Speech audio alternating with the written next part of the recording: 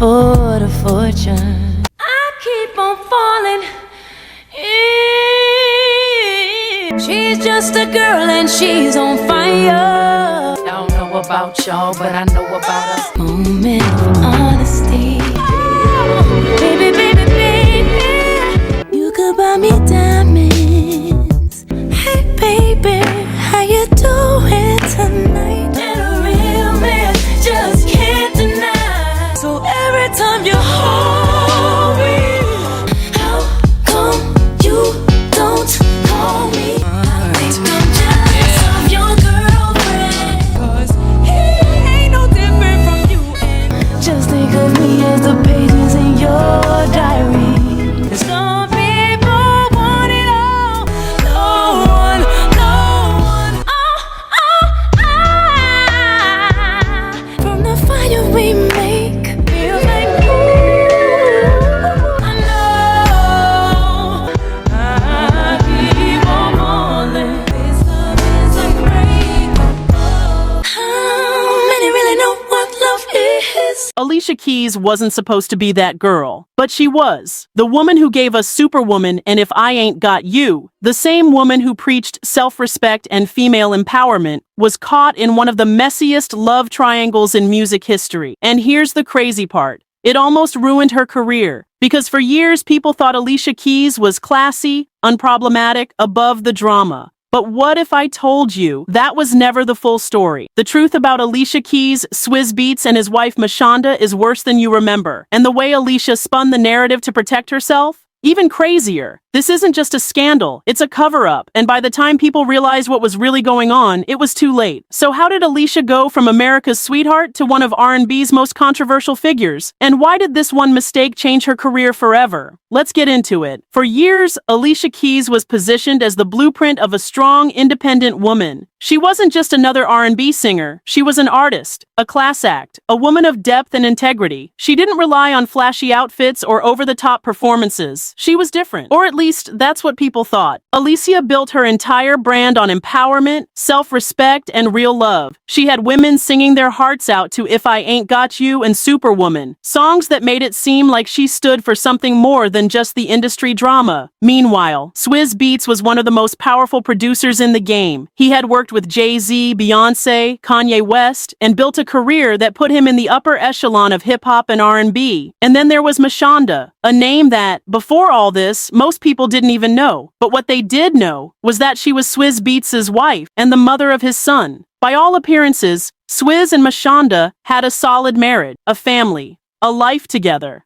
And then Alicia Keys entered the picture. At first, it was all business. Swizz and Alicia collaborated musically, working on tracks together, hanging out in the same circles. And when people started whispering about an affair, they both denied it. Swizz claimed his marriage was already over. Alicia insisted she would never involve herself with a married man. And for a while, people believed them. But then Mashonda did something no one saw coming. She exposed the truth, and Alicia's reputation would never be the same. In 2009, Twitter was still new. But one thing about the internet, it never forgets. Alicia Keys had been subtly posting about love, soulmates, and finding the right person at the wrong time. It was cryptic, but people caught on. Mashonda, she had enough. She took to the internet and shattered the narrative Alicia had been trying to spin. This wasn't just some bitter ex ranting. Mashonda laid everything out in an open letter that exposed exactly how Alicia Keys played a role in the destruction of her marriage. She didn't hold back. My concern with Alicia Keys is no longer the fact that she assisted in destroying a family, but the audacity she has to speak about love when she knew exactly what she did. She wasn't done. You know what you did. You know the role you played. You know how you contributed to the ending of my marriage. You were asked to step back and allow me to handle my family issues that you helped create. Boom. This wasn't just gossip anymore. This was receipts. And suddenly, Alicia wasn't just the beloved artist who gave us piano ballads about heartbreak. She was the heartbreak, the homewrecker, the villain, the woman who stole another woman's husband and still had the nerve to talk about love like she was the victim. It was a PR nightmare. Alicia tried to defend herself, claiming she and Swizz Beatz only got together after he was already separated from Mashonda. But the timeline wasn't adding up. And just when it seemed like things couldn't get messier, another woman stepped forward. And suddenly, Alicia wasn't the only woman Swizz was creeping around with. Just when Alicia thought she could smooth things over, another woman stepped forward. Her name, Jonna Sebastian, a UK-based singer who, until this moment, wasn't even part of the conversation. But she had something that changed everything. A child with Swizz Beatz, a child who was conceived while Swizz was still married to Mashonda. At this point, the whole situation went from messy to disastrous. Let's break this down. Mashonda thought she had a happy marriage. Alicia swooped in and took her man. And while all of this was happening, Swizz was also seeing another woman and had a whole other baby. This wasn't just a love triangle. This was a full-blown scandal. And suddenly, the narrative started shifting. Because if Swizz Beatz was lying to Mashonda and lying to Jonna, then who's to say he wasn't lying to Alicia too? Did she really think she was his one and only? Or was she just another piece in his pattern? Alicia had built her entire brand on empowerment, self-respect, and being a woman of substance. But now, she was looking like just another woman who fell for a player with a long history of disrespecting women. And the public? They were not letting this slide. But the biggest problem? This wasn't just an image crisis. It was about to hit Alicia's career hard. Before the scandal, Alicia Keys was untouchable. She wasn't just another R&B singer. She was a Grammy magnet, a chart-dominating force. People respected her. And the numbers spoke for themselves. Songs in a Minor, 2001, 6 million copies sold. Diary of Alicia Keys, 2003, 10 million copies sold. As I Am, 2007, 5 million copies sold. She had solidified herself as one of the biggest names in music. But then, the scandal hit. And suddenly, fans weren't just questioning her music, they were questioning her entire brand. Because Alicia wasn't just a talented singer, she had been marketed as the real deal. A woman of substance, integrity, and self-respect. The kind of artist who didn't need gimmicks or scandals to stay relevant. And now, she was being exposed as the opposite. The backlash wasn't immediate, but when her next album, The Element of Freedom, 2009, dropped, the shift was obvious. 4 million copies sold, still strong but noticeably lower than her previous records. Then came Girl on Fire, 2012, an album that should have cemented her status. Instead, it barely hit 1 million copies. By the time she dropped Here, 2016, her sales had fallen off completely, less than 100,000 copies. Alicia Keys went from selling millions to barely moving six figures. And yeah, the music industry was changing. Streaming was taking over and R&B was shifting. But let's be real. Other artists from Alicia's era, Beyoncé, Usher, even Mary J. Blige, kept their relevance.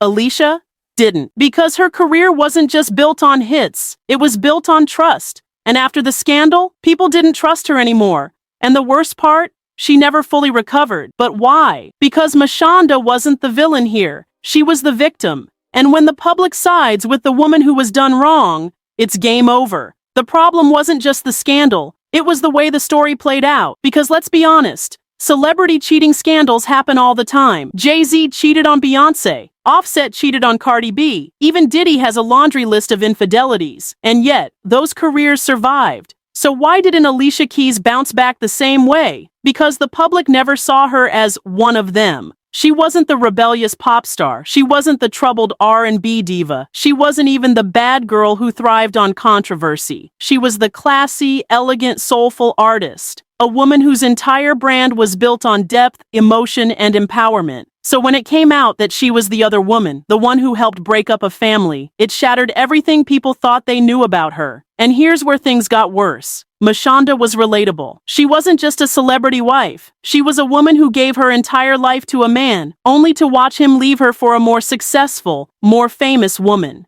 And that hit different for the public. Women saw themselves in Mashonda. They felt her pain, her betrayal, and Alicia, she wasn't just another artist caught in a scandal. She was the enemy. Even though Swizz Beatz was the real problem, Alicia was the one who got the backlash. Why? Because Swizz had never been the good guy to begin with. People expected him to be messy. They expected him to move from woman to woman. But Alicia, she was supposed to be better than that. And when people realized she wasn't, they stopped caring. For years, Mashonda and Alicia Keys were enemies, and rightfully so. Mashonda had put her heart, soul, and years into her marriage, only to have it fall apart in front of the entire world. And Alicia? She wasn't just some random woman. She was a Grammy-winning superstar, someone the industry idolized. So when she swooped in and ended up marrying Swizz Beatz, it wasn't just betrayal. It felt personal to the fans who had watched Mashonda suffer. The damage was done, or at least that's what everyone thought. Then, something happened that nobody saw coming. Mashonda, Alicia, and Swizz Beatz became family? It didn't happen overnight, but over the years, the three of them started appearing together in public. First, they started co-parenting civilly. Then, they started attending events together. Then, they went on vacations as a blended family. And then came the biggest twist of all. Mashonda and Alicia co-wrote a book about blended families. Yes, the same woman who once called Alicia a homewrecker was now standing beside her, promoting a book about healing. In interviews, Mashonda explained that she chose forgiveness, not for Alicia, not for Swizz, but for her son. She revealed that their child, Kasim Jr., had been struggling with the tension between them. At just 6 years old, his teachers noticed he was becoming emotional, withdrawn, and angry. And that was a wake-up call. Mashonda realized that if they didn't fix this, it wasn't just their lives that would suffer. It was their child's future. So she made the ultimate sacrifice. She put aside her personal pain for the sake of peace. She and Alicia sat down, face to face, and decided to let bygones be bygones. And not only did they make peace, they actually became friends.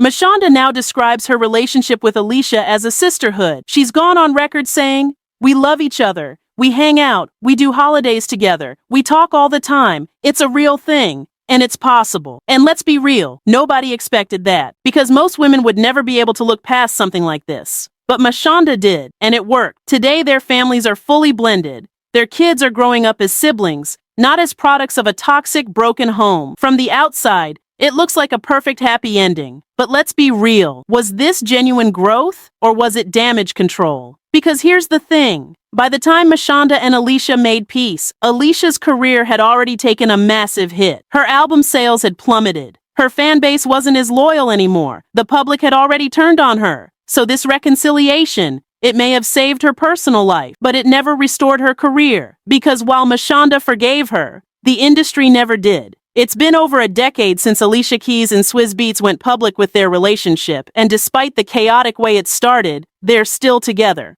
Not only that, Alicia and Mashonda have kept up their image as a perfectly blended family. They still co-parent their children with no public issues. They still take family vacations together. And in interviews, they double down on the narrative that everything is love. But here's what's really interesting. Alicia's career has never truly bounced back. Yes, she's still a big name in music, but let's be honest. She's not the Alicia Keys of the 2000s anymore. Her recent albums haven't made much of a splash. She's still making music, but it's not dominating the charts like before. And even though she's a legend, her cultural impact isn't what it used to be. It's almost like she was phased out of the spotlight, not canceled, but just forgotten. Meanwhile, Swizz Beatz? He's still thriving. His name still carries weight in the music industry. He's still working with big artists and producing for top names. He and Timbaland even created Versus, a cultural phenomenon that put both of them back in the spotlight. So, while Alicia is still respected, she's not really in demand anymore. And the biggest reason? Because her entire career was built on trust. And once people stopped seeing her as the role model she once was, they just moved on. So the real question is, did Alicia Keys choose love over her career? Or did she lose everything for a man who was never worth it to begin with? And more importantly, if she had the chance to do it all over again, would she? Let me know what you think in the comments, because this story ain't as simple as they want you to believe.